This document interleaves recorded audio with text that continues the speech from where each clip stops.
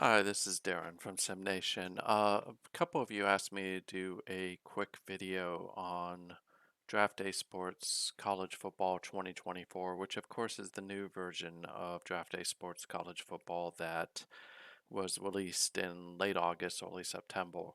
Um, this is going to be a relatively quick video. I will come out with other videos down the road that kind of talk about the new way of doing things within the game. This one's just going to focus more on what's different and kind of my overall take and thoughts around the game. So, for those of you not familiar, SimNation has a Draft Day Sports College Football League. It's SNCFL. We're currently running on version 23, but we'll make the switch to 24 this Saturday coming as the season ends. And of course, for those you just maybe want to be aware of, is the title game runs on Tuesday. It's Miami versus Maryland, Gary versus myself. It's kind of a familiar final for both of us. But let's dive right into this game. So Wolverine Studios has done a pretty good job over the years of releasing a new version every year. And I think some years it's not as good as other years. Some years it's a lot better than the previous. This one kind of falls in the category of it's a good change, but it's not a major change. So let me explain what I mean by that. So cosmetically, the game has changed a lot. It looks very good. It looks very professional. It's sleek. As you can see up on the screen in front of me, uh, just the way that they've redone the whole interface is a lot more intuitive, a lot easier to use, and the moving between the screens is a lot better. So that's definitely a major plus in this. Gameplay hasn't really changed all that much. Strategy, not really much either. The roster, a lot of the different screens, and I'll show you this in a second, haven't really changed. The major changes in the game for this year are around recruiting, packages, and budget, and then the spring game. Those are the big changes this year, other than the user interface that I just talked about.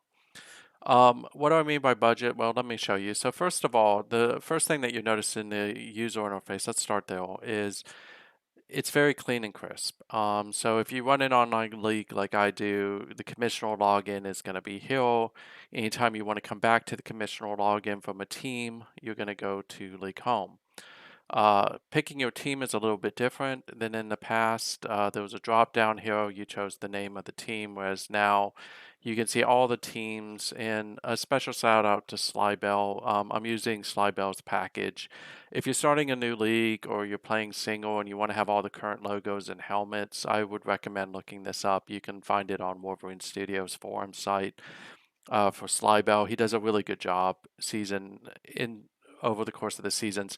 Now, when we flip, we will adopt some of this. We won't adopt all of it, but we will take some of the logos and stuff and incorporate them into our league as we flip over to 2024. But back to Hill, what I do like about it a lot is this is the general screen, but if I just wanted to find Maryland quickly, I could click on the Big Ten and then find Maryland's icon, which is throwing me a little bit because it's the Maryland flag.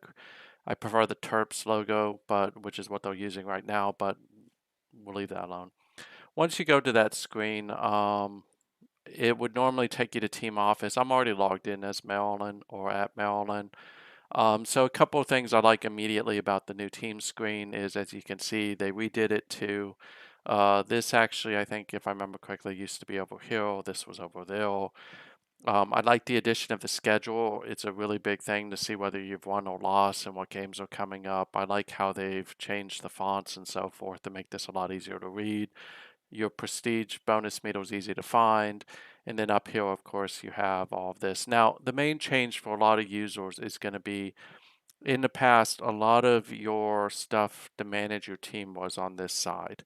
So this real estate is always taken up by the league. This is your team's real estate. But if you're looking to make changes to your team from week in to week out, you're going to make them across the top here with this menu. So that's a fairly substantial change. Team login hasn't really changed. Um, and except for it's now in the middle. If you log out, you do the hill. If you export, you do the hill. And that's mainly an online league thing, right? There's really not much changes to staffing other than the budget.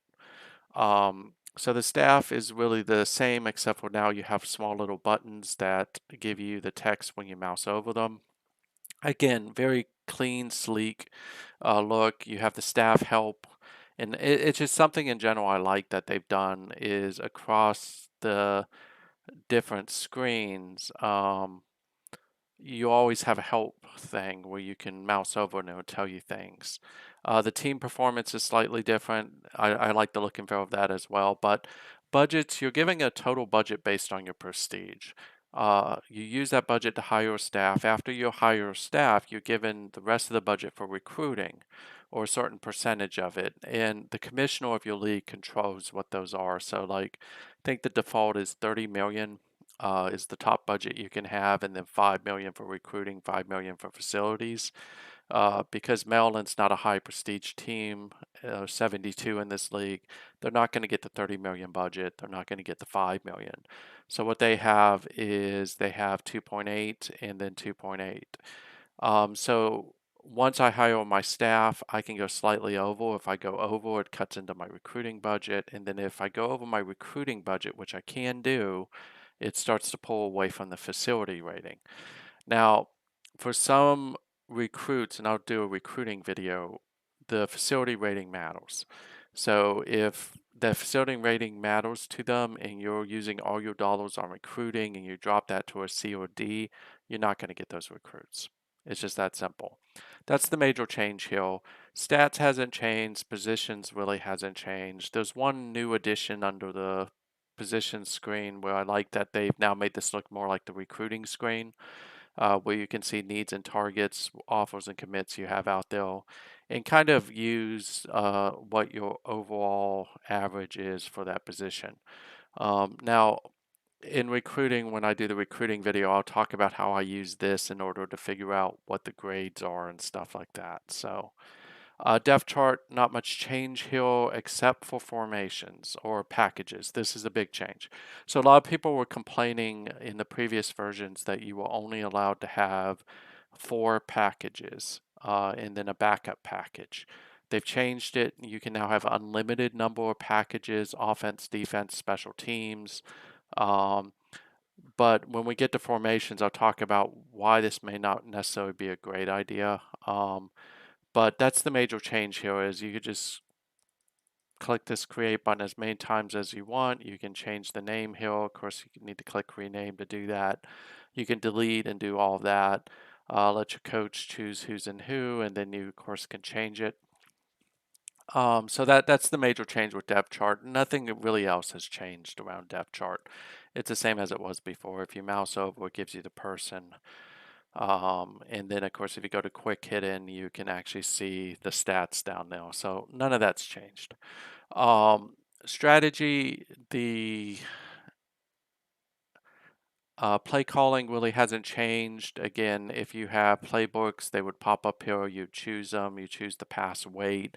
Pass weight is still the same, where 1 is running, 99 is passing. And then defensive play calling, there's no difference there either. It's still the same.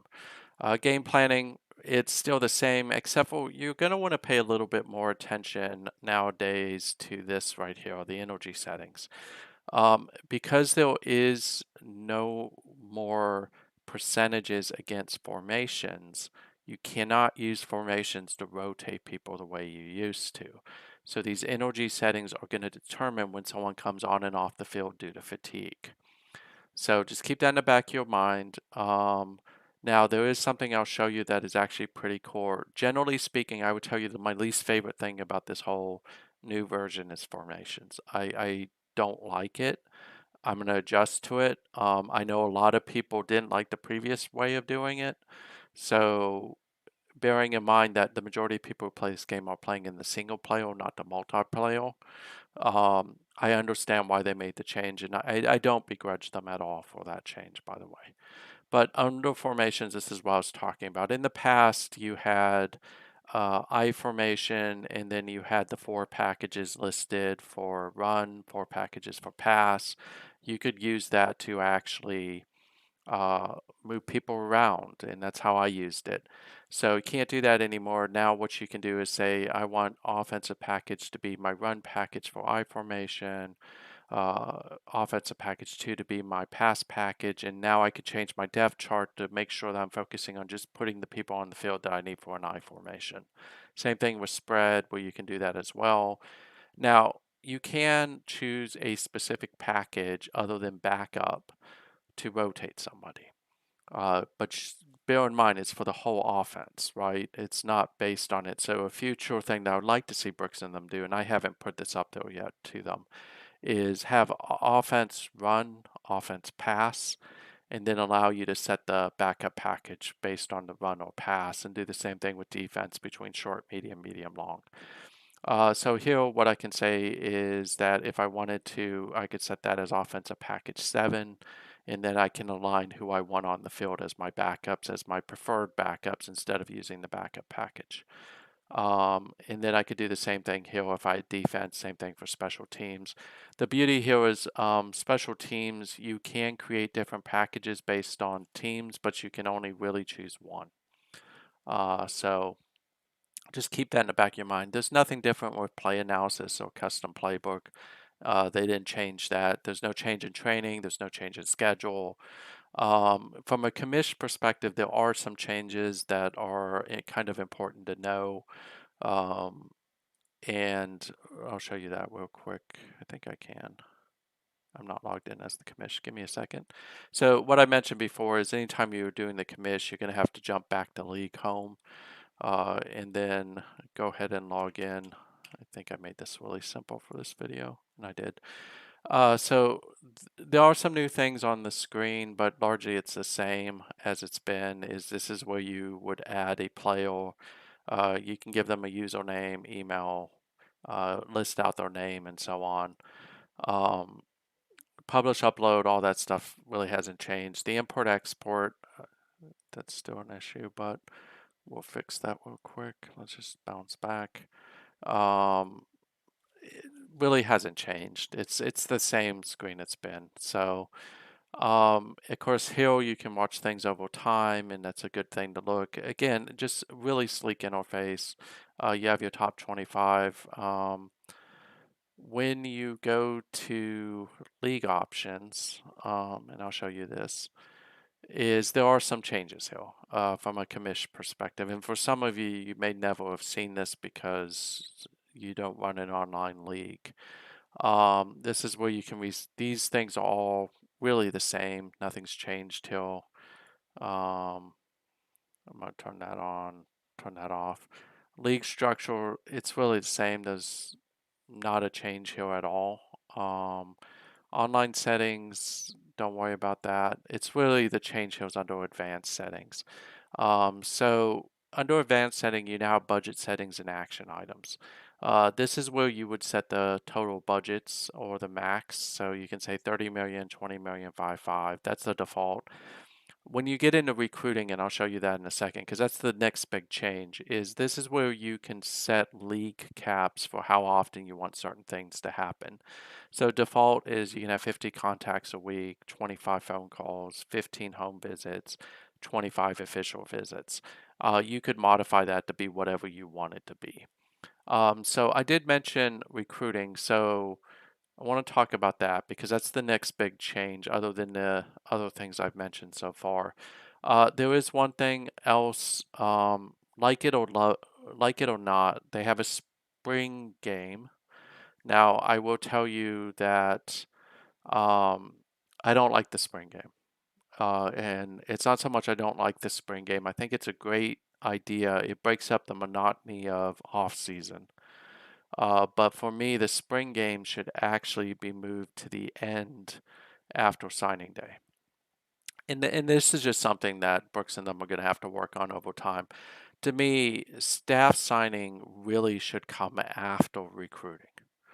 And the reason for that is in real life, you don't see a lot of staff rollover in February, and there's a reason for it is because you're still recruiting, right? and you don't want people leaving while you're trying to recruit people. So the reality is, up until National Signing Day, uh, there isn't much staff rollover. Minus the people who get hired as coaches immediately after the season, right? In time for recruiting. So for me, I would much prefer to see them flip this to be where the season begins on February 1st and you move straight into recruiting. Um, and then you flip it over to staff signing. And between recruiting and staff signing is when you have the spring game.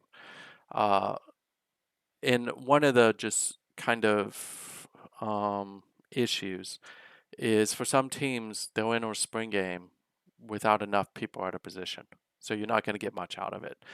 Spring games right now don't have like first team versus second team. It's Maryland versus Maryland. And then you see both teams' stats. That's something that they'll work on. I'm pretty sure they'll get that right. I'm not worried about that. So um, it's just something to take a look at, right? But overall, I can't stress this enough. This is a good release. It's just these minor things that will drive you a little bit nuts. When you go to recruit players, they've overhauled the screen. So this actually used to be somewhere over here. This was up here somewhere. And overall, it just looks really good, right? Turn that off. So I love the fact that you can see all the things you need to have right here. Again, there's that help button, right? And they've made it really easy. It's easier to find your recruiting pipelines where it was before, a little bit harder. And you can actually see where you are throughout the season from a recruiting perspective. On this screen, a lot of this hasn't changed right here. It's when you get to actions where it's changed. So, what I like about this is in the past, you really didn't have a good idea of people's interests before you started recruiting them. So, I like the fact that now you can actually see people's interest and you can sort on it. So, that's a big thing. And that's a really good quality of life addition, right? The other thing that I like that they've done is they've pulled scouting out. So in the old days, if you remember, you had scouting, then you had recruiting, and you had outreach. I like the fact that they took scouting and outreach out. Outreach was just a pain in the ass because phone calls, home visits, official visits, contact was based on outreach, and you were given not a dollar value, but points. And those points never really added up to enough for you to actually be able to do things.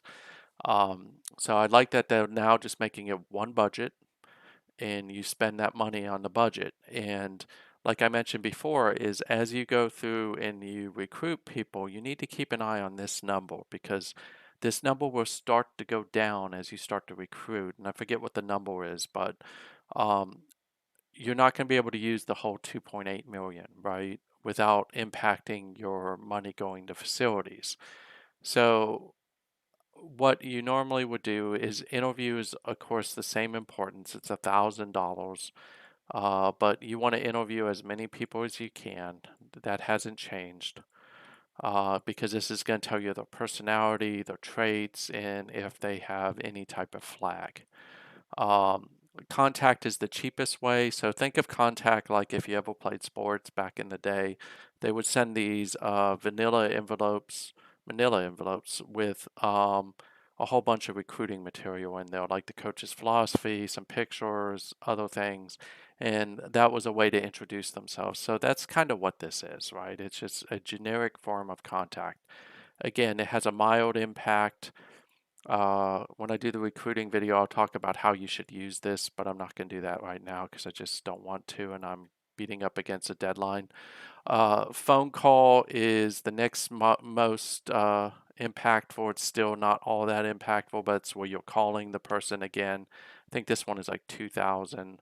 Home visits, you can visit each recruit 6 times at home throughout the recruiting season. And again, this is all going to be capped based on your league requirements, and you can see that down here, right? And you can also search for people, which is a great new change from the past. Uh, you have your filters here, none of that's really changed, but I do like the fact that you can actually search for somebody now. So home visits, that's 4,000. It changes based on the proximity of that person to you. So the closer they are to you, the less it is. The farther away they are, like there's one of these guys that was like 8,000, right? David Neely is in Colorado. I'm in Maryland. So he's far away. Now, one of the things I don't like that they've done here is they took out the state. Um, so that's just something that I would say. But again, you can filter that here, so that's not that big of a deal. Official visits, you only get one per recruit per season. So you got to remember that is when you use this, it's the only one that you're going to get with that recruit. So be strategic with it. Home visits, you get 6. I think it's unlimited phone calls. I think it's unlimited contact per recruit.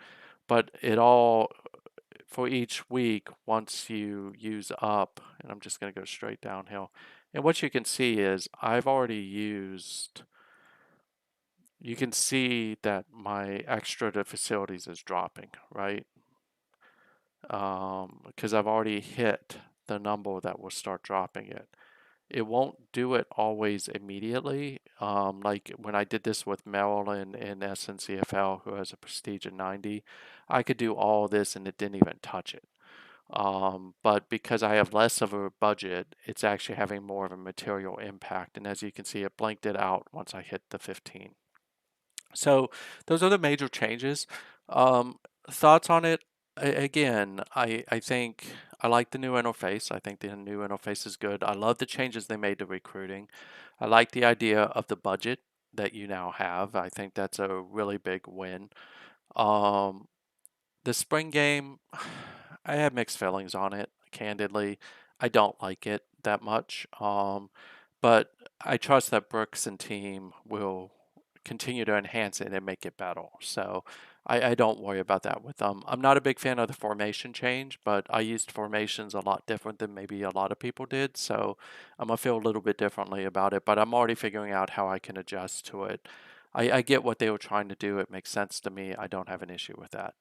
I do like the idea that they put in the key dates. I do like that you can export now as a coach instead of as a commish. I do like the compare players screen. I think that that's a major win. You had to go to Almanac in the past to do that, and I like that they broke that out. Almanac, I like the changes they made here as well. And I think it makes things a lot cleaner and a lot easier to see. The one other thing that I'm not the biggest fan of, and I'll just say it outright, is the standings. So as you play games, and I wish, well, let's just go ahead and advance. I don't lose anything by doing it. So I'm going to go ahead and advance to the first week so you can see what I'm talking about, because otherwise it's hard. And I didn't say anything for Maryland, so I'm probably going to lose the game. But so when we go to standings, what you now see is they have, in the past, this was actually Hill. I liked it though, because as recruits start to sign, you're going to have to scroll down to see them. So I don't like that feature. It's something that kind of bothers me a little bit, but in the grand scheme of things, it's not a big deal. It's just one of those things. The one thing I will say that they haven't fixed, and I'm just going to go ahead and sim through the season real quick just so you can see what I'm telling you. Um, so bear with me, is one of the biggest challenges that this game has had is when you get to the end of the season right after conference championships, they assign a offensive and defensive player of the year by conference. Uh, and I'll use a real life example in SNCFL. Uh, you had multiple players in the Big Ten who had really great seasons, and yet they gave the offensive player of the year to a quarterback from Ohio State who had only played in like 6 games, didn't have great stats, but he was the offensive player of the year. So the logic around how it decides that is still really screwed up. And it's one of those things that candidly, I need to actually say something about it to Brooks. And I'm pretty sure once I say it, he'll actually get it fixed. He does a really good job about reacting to feedback. But I got to go one more game so you can see this.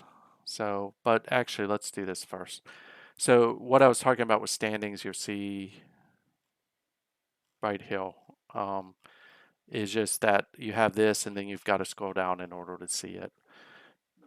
That's something that they'll fix over time. And then the other piece, I'll just do this real quick, and that should be it.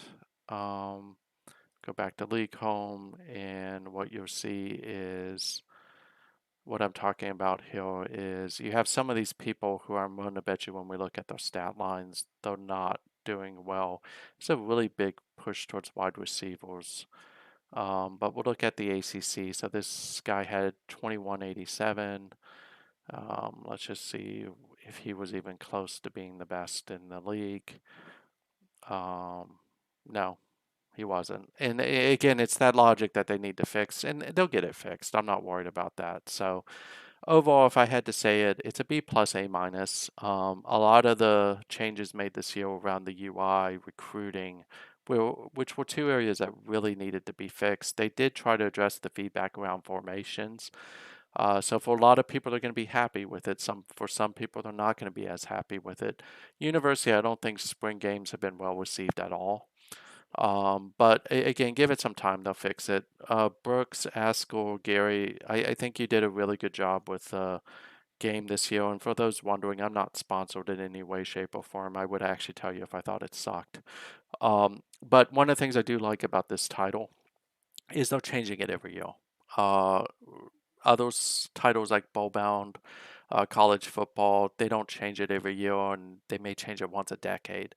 So I really like it that Brooks and them are dedicated to trying to make this game better and trying to continue to evolve it. And I think it shows the UI is really sleek. Whoever did that deserves a pat on the back. I think the changes they made to recruiting, they definitely heard what people were saying and they fixed it. Um, and then I think that formations, they listen to what people were saying, but there'll be some people who don't like it. So it's a good pickup. I would recommend getting it. If you're going to play in SNCFL, you need to get it because we will switch over to 2024 on Saturday. But if you'd like to learn more about SNCFL, let me know. Otherwise, this is my take on it. It's a solid B plus, A minus, and it's very well received. I can't wait to see what happens in 2025. I'm going to provide some feedback and hopefully they'll be able to make those changes. I would say look at Slybell's mod. It's a really good mod as you can see here. I don't like the helmet look, but that's me. But I think his logos and the way he's done the field and stuff like that is spot on. So great job there, Slybell. And that's it for now. If you like the video, let me know. I will do some more specific videos around game planning, recruiting strategies, things like that for 2024 in the coming weeks. But that's it for now. And this is Darren from SimNation signing off.